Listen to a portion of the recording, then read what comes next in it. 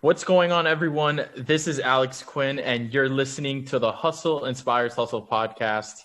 On this week's episode, we have Monty Moran. What's up, Monty? Hey, not too much, Alex. How you doing? Hey, man, I'm doing great. Thank you so much for taking the time to jump on here, man. Yeah, of course. Hey, listen, so you have a tremendous track record. Thank you. You better than anyone could share it with us. Why don't you go ahead and introduce yourself? Well, my name is Monty Moran, and I guess I'm probably best known for my most recent job, which was I was CEO of Chipotle for almost 13 years. And before that, I was CEO of a law firm for about a decade. And before that, I did a whole bunch of other jobs, which is where I actually learned a lot of what I learned. But right now, I'm from Boulder, Colorado, and that's where I am now. Excellent. So talk to me about flying, man. This is super cool. I saw you're a licensed pilot. My father is a pilot as well. Cool. A commercial pilot, your dad? No, private. Yeah. Yeah. He does what you do. He does it for fun. So Yeah. Well, when I was a kid, I actually wanted to be a pilot. And but one of my buddies told me, "Oh, you're too tall, man. 6'4", you can't be a pilot." And because I was dumb and young and ignorant, I thought, "Oh, you must be right." And so I never thought about it again as a profession. And so life took me in another direction. But as soon as I retired, about a little over 3 years ago, when I retired from Chipotle, I thought, "Aha! Finally, I have time to go get my private pilot's license." So I got my private pilot's license, which means you can fly around as long as you can see below 18,000 feet. But then I wanted to get my instrument rating. So I went and got my instrument rating, which is a little tougher than the pilot's license, but it lets you fly in clouds and above 18,000 feet and beyond with air traffic control. And, if you're really flying to get somewhere, that's the way to do it because you can fly through stuff, clouds, rain, whatever. what's the furthest you've gone, like the longest distance? Well, I've gone coast to coast. So I did a flight one day from New Hampshire to San Diego in my airplane. I had to stop once on that one because I had a big headwind. And the longest flight I've probably ever done without stopping in my plane is from Boulder to Maine, to deep up in Maine, so way east. So my plane goes a long way. It's got a lot of range. I love that, man. So talk to me about. Oh, but I went to the Dominican Republic. I went to Tortola, Puerto Rico. So I've gone there too. And you flew out of Miami? Yeah, I've been to Miami. I've been to a bunch of places in Florida. So yeah, it's super cool. It's really fun, man. It's one of the greatest feelings of freedom I've ever had in my life. I mean, every time I'm up when it's a beautiful day and I'm looking at the view from 6 miles above the ground, it's like 31,000 feet my plane flies. Yeah. And I'm looking down going, I can't even believe it that I'm allowed to do this. Isn't The first amazing? the first time I landed in downtown LA, like right in the middle of LA, Hawthorne Airport, right where SpaceX is and all that.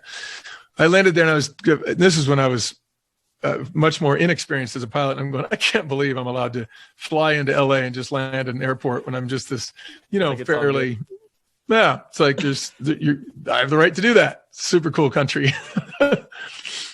I love that, man. It's just the freedom of just being able to jump in and disconnect from the world, disconnect from the collective consciousness down here and just be up there with yourself, right? Cell phone doesn't work up there. Yeah.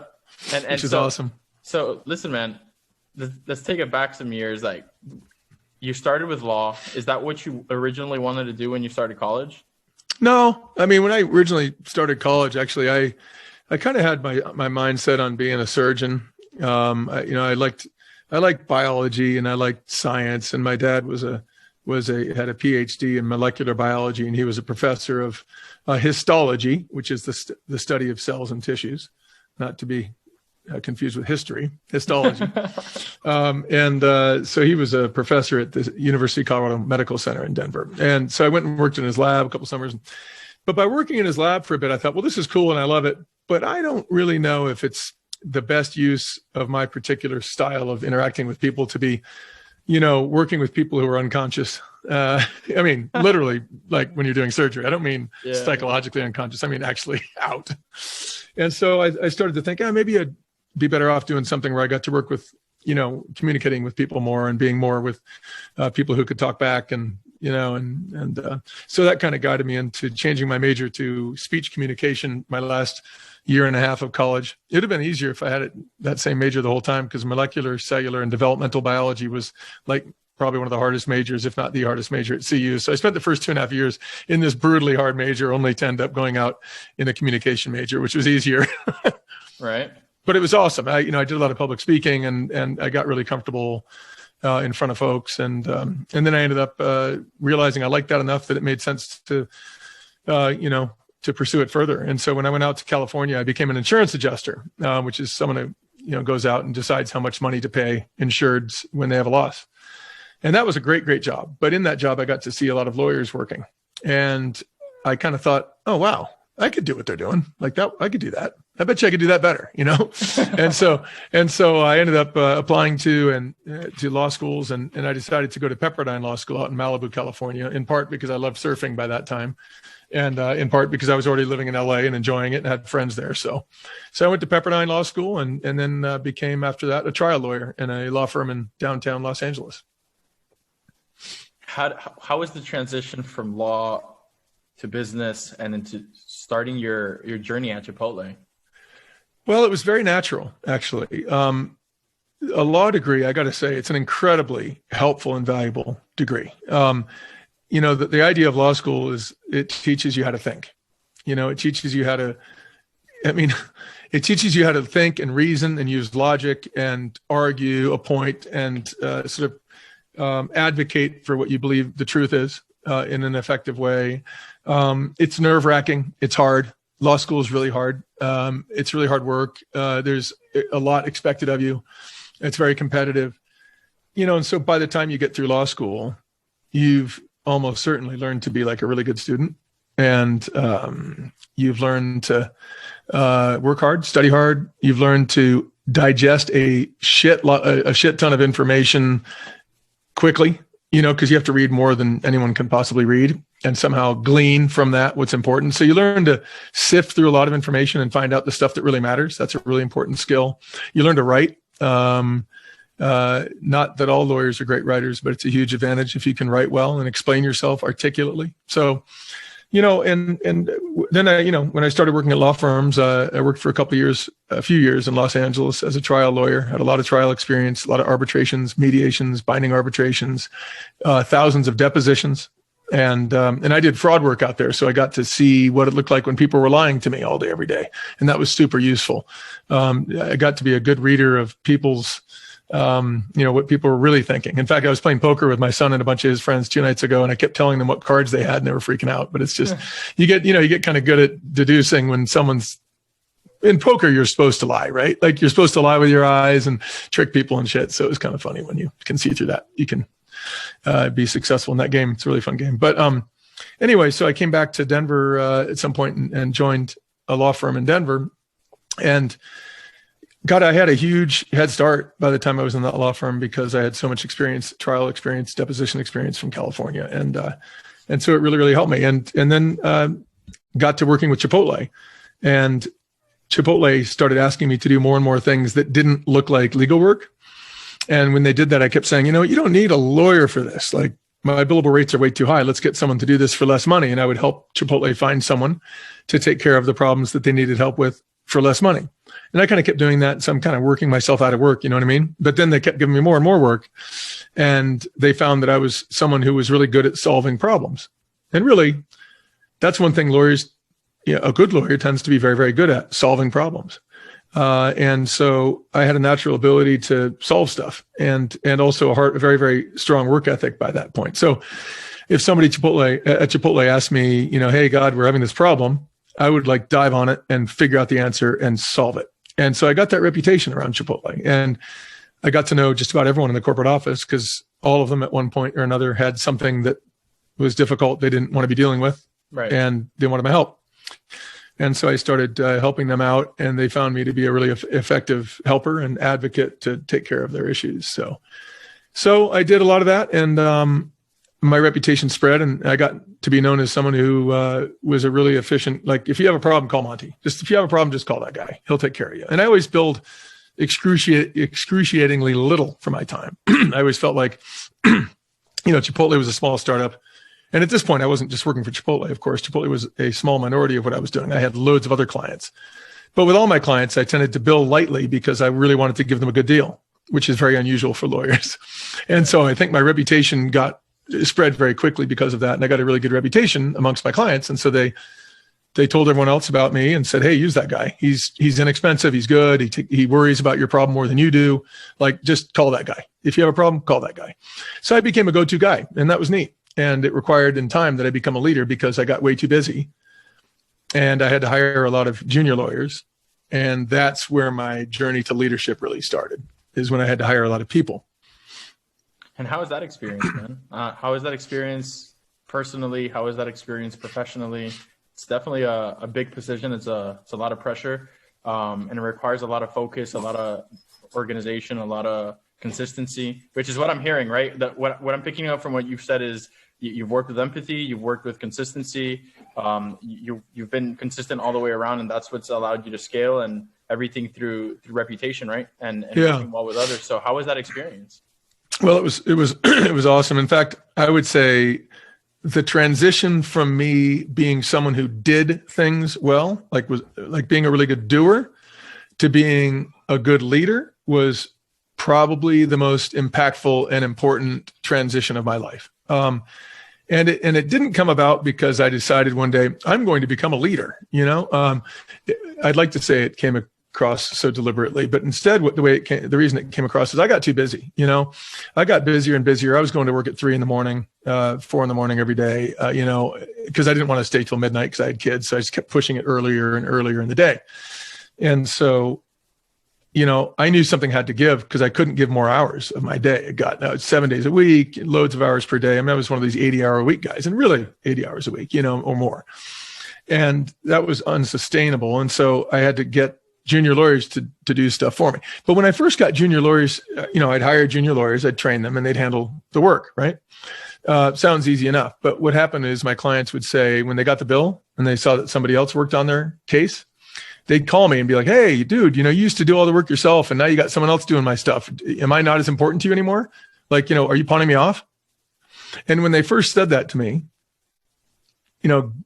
guess how I felt? Is a trick question. It's tough. It's tough because you want to scale and you want to. Yeah, but I felt good. Yeah. But I felt good, Alex, because if I said, hey, I'm only doing your podcast, dude, I'm not going to talk to anyone besides you, you might think I was a little nuts, but it would feel good.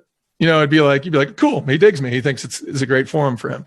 Well, I felt the same way. I felt like, oh, God, that's awesome. I'm glad they want me to do their work. Like, egotistically, I felt pleased that they were troubled that I wasn't doing all their work. Yeah. Do you know what I mean? Like, it felt good to have them want me. Everyone wants to feel wanted, right? Yeah. But by the same token, I knew that if I kept promoting their desire to have me do everything, I'd be buried all the time, and I'd never be able to accept more work. I wouldn't be able to grow. I wouldn't be able to help develop these young lawyers, and I wouldn't be a leader. So I had to come to face to face with my own ego, because my ego wanted them to like me and wanted them to be happy and wanted them to want me to do their work. But I realized, wait a minute, if I keep doing that, I'm stuck.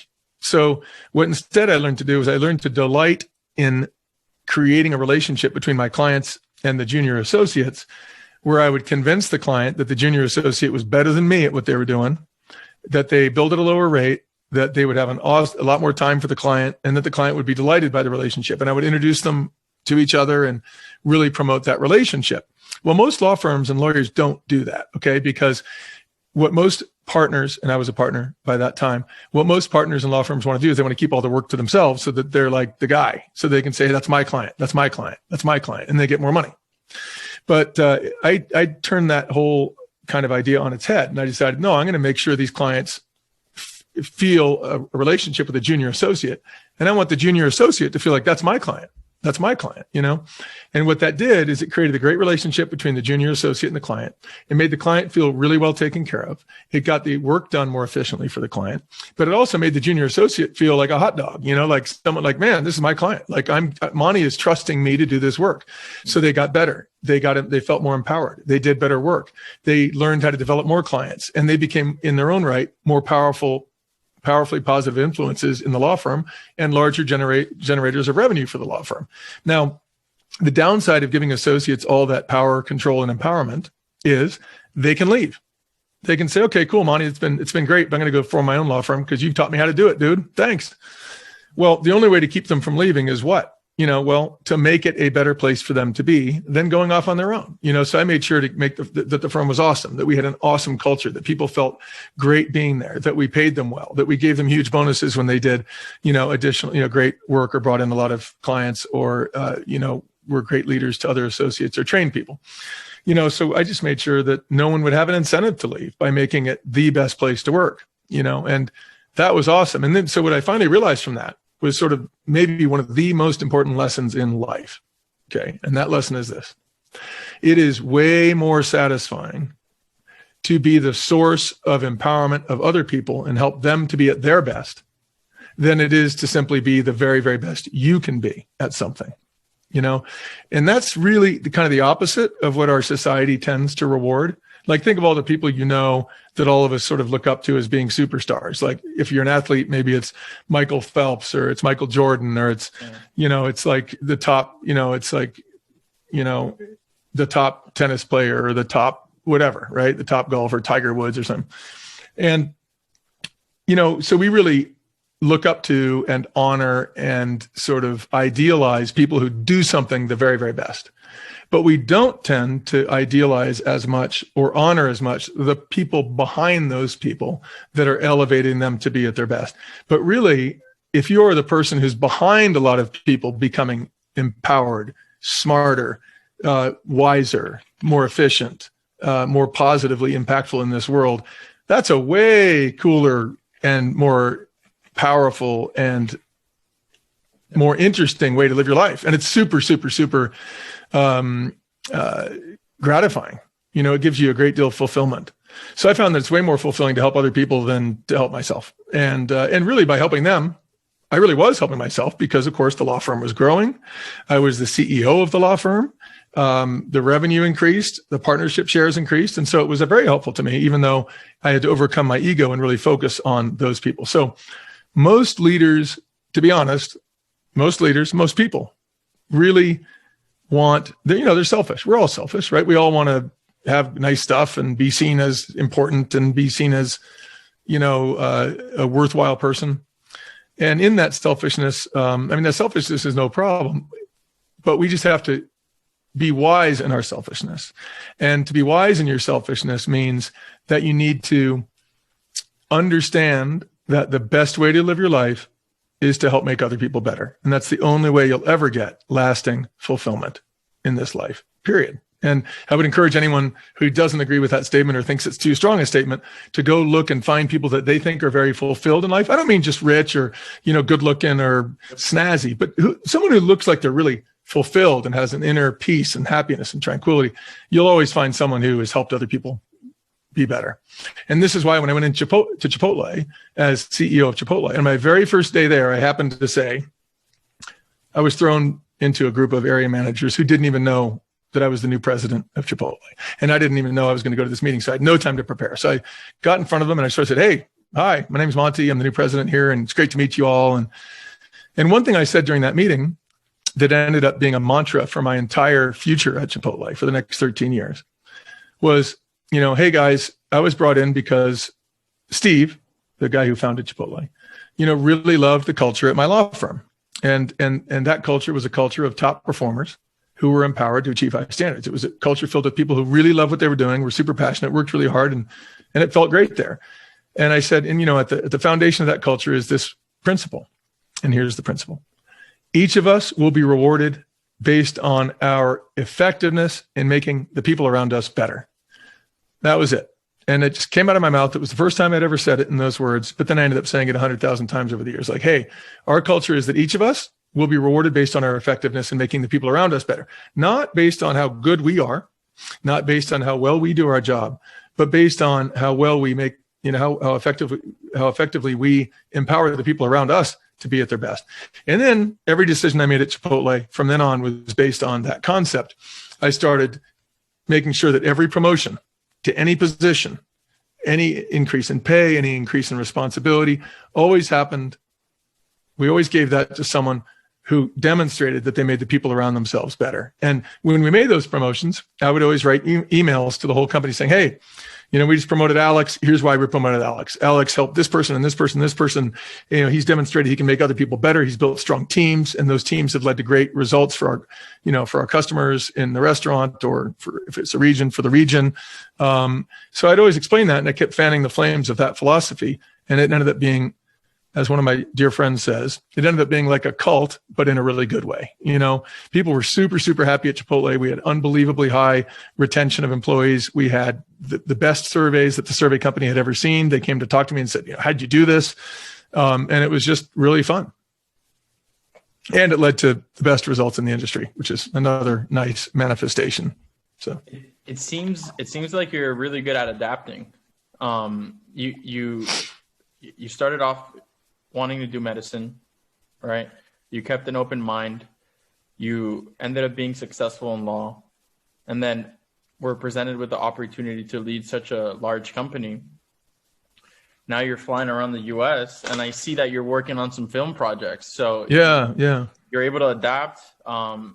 It's really cool to see that. It's really cool to see people succeed in different areas of business, right? It's not just law. It's not just let me run this massive company. It's not just let me go ahead and create content. It's like, what do you really want to do, right? And if you really like it, you're going to dive headfirst into it and try to be the absolute best in it, no matter what. So absolutely, there is actually no excuse. No, that's right. And I think that, you hit on something very important there, Alex, which is, when young people ask me, hey, how can I do what you did? How can I be successful? I always say, well, perhaps the most important thing you can do is do what you are doing now in the best way you can, with no eye towards trying to get out of it and do something better. It's like, just focus on what you're doing now and just, pardon the expression, but just kick ass at it. Just tear it apart. Do a better job at it than anyone ever. And especially if it's a menial job. There's a chapter in my book, Love is Free, Guac is Extra, that you mentioned. There's a chapter in my book where I talk about my minimum wage MBA, is what I call it. My minimum wage MBA basically consisted of me going and doing a lot of quote unquote go nowhere jobs. I mean, I was a janitor. I was a car part salesman. I was a mechanic. I was, a fast food worker. I was a dishwasher. I've had a lot, I loved every one of these jobs. They were awesome. I was making $2.85 an hour at Dairy Queen when I started. Then I did that for like 3 years. And then I ended up becoming a janitor because I got paid $5 an hour. I was like, whoa, $5. It's like in 4 hours, I got a crisp $20 bill. And, but I loved what I did. And being a janitor, how could I love being a janitor? Well, it was super satisfying. I worked at a senior citizen center. I cleaned the place. And at the end of my job every night, the whole place was clean, perfectly clean. And when I left, I locked the door. It was not a live-in senior center. It was a senior citizen center where they go do, fun stuff and activities. But anyway, I'd leave at the end of the night, lock it up, and it was perfect in there.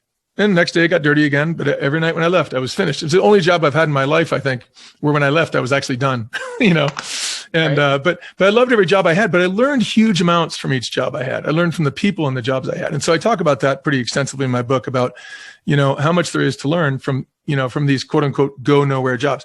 And I would encourage no one should ever say that anywhere, ever. It's like, oh, I've got this dead end job. There's no such thing. The only reason it's a dead end job is if you say it's a dead end job.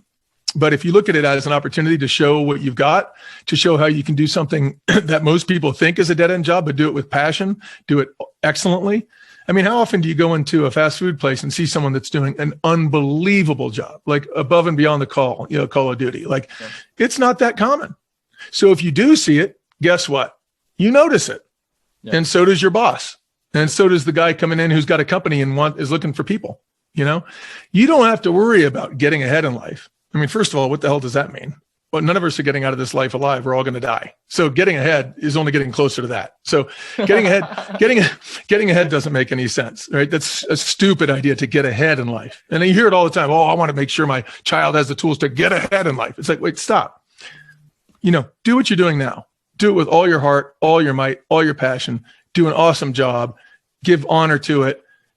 Be grateful for it. And I don't care if you make $8, $9 an hour. Be grateful for it. You got a job. Someone's paying you. Like someone's paying you money to do something.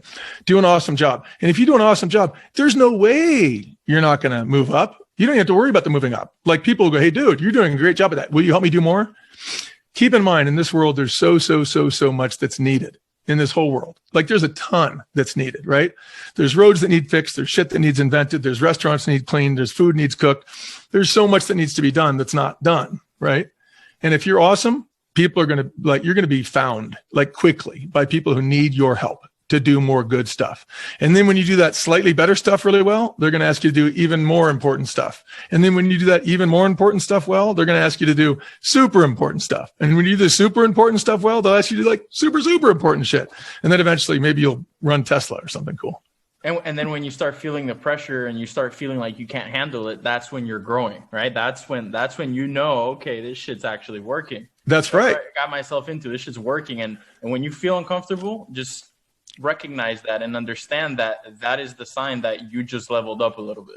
Absolutely. You've got to work so hard at anything you're doing. If it's easy, then do better at it, right? It's sort of like if you're a weightlifter and the only weight they've got in the gym, like say you're on vacation, you're a weightlifter and you love lifting weights. You don't want to miss a day of a workout.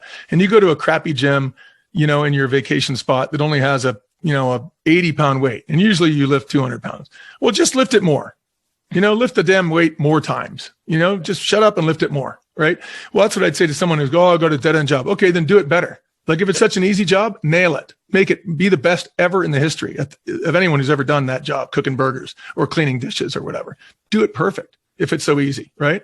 And then you'll keep graduating, just like you said, Alex, into more and more positions of greater leadership, greater authority, greater impact on the world or on people around you. And then when you get into those really tough jobs, eventually all of a sudden, you've worked your way into a job that challenges you a lot. And then it's like, cool, all right, now you're challenged. Now you got to work harder. Now you got to learn more. Now you got to stay up later at night. Now you got to maybe read some books. Now you got to maybe take some classes. You got to brush up, get better, get sharper. But if you keep pushing yourself to be of service to others, and that's the key, like just be of service, make yourself, whatever job you have, if you're getting paid $8 an hour, do $100 an hour worth of work. If there's a way to do that, if you're getting paid $100 an hour, do $1,000 an hour worth of work. If you're getting paid $1,000 an hour, do $1 million, but whatever, just do more, like be the best you can be at whatever you're doing, live in the present, be incredible at what you're doing. And, sort of the future writes itself. You don't have to ask for the future. It's coming, Now you're doing a lot of writing and you're doing a lot of planning and scaling. What's exciting? What's new? What are you working on that you could share? What's going on in Monty's world? Well, so obviously I recently released my book. It was really fun to write it. I had a lot of people telling me to write the book for a lot of years. And I found I was like, okay, I'm just going to write this thing, Yeah. So I wrote it and it was way too long initially. I wrote so much in it. And so I had to find a good editor and a publisher to help me, to basically tell me what not to keep in it. You know what I mean? So the editor really helped me pare it down and organize it and all that stuff. And I'm really grateful to him. He did a great job. So finally I got it down to where it's like really tight. Like there's not boring stuff in it that just drags on and on. It's not too much about me. There's some stuff about me for sure, but I try to really put in there lessons that are super helpful to other people, not just me going on and on about my stuff, but stuff that will really help other people. So I try to really focus on super, super helpful stuff that I wish I had known or heard or learned at a really young age. So that's what I did in the book. And based on the reviews from the book, I feel like I've done that well, and people are really, really appreciating it. People are telling me it's changing their life and changing the way they look at life. So that's super cool. I feel good about that. So I'm doing a lot of, doing a lot of interviews about the book and talking, radio interviews, TV interviews, and that kind of stuff. Get the message out there. And simultaneously, we were just finishing up our docuseries called Connected: A Search for Unity, and that's going to be airing on PBS around the country in February and March. And that's been a blast. To make a long story short, I've been, basically flying around the country on my airplane, meeting super interesting people that are living very different lives than I grew up living, and then most of us have grown up living, and basically harvesting the wisdom of those people so that all of us can understand people better and learn the truth about people, which I'll just mention a couple things. The truth about people is, for sure, in this country, we are not a divided country anywhere nearly as much as the very irresponsible media tries to paint us as being. People love each other out in this country. People are hardworking. People are wise. People care about each other. People will drop everything they're doing to help each other. It's like, it's a good place with great people who are filled with unbelievable wisdom. And so I'm trying to get that wisdom out there. Not trying, I am getting that wisdom out there in this show in a way that I think is really, really fun, really compelling, and I think people will enjoy watching. I like so it's like there. I like what you did there. I'm not trying, I'm doing. Yeah. It's like I am doing it because it's like this is reality TV that's actually real. I'm not going out there trying to advance a Democrat or Republican agenda. I'm not going out there trying to prove a Christian or Buddhist or any kind of, there's no agenda that I have except for really showcasing the truth, the beauty about people, the wisdom of people, and trying to help people understand and get to know each other, because I believe the more that we really know each other, really deeply and understand each other, the more that promotes things like peace, love, harmony, tranquility, understanding, empathy, and those are the most important things in the world. I mean, period, and so if this docuseries can help advance that cause, then I think it will have been well worth all the effort in putting it together. Monty, I am honored to have you on this podcast. Thank you so much for sharing all of this information with me. Where can we find you on social media to stay connected with all your projects and everything that you have going on?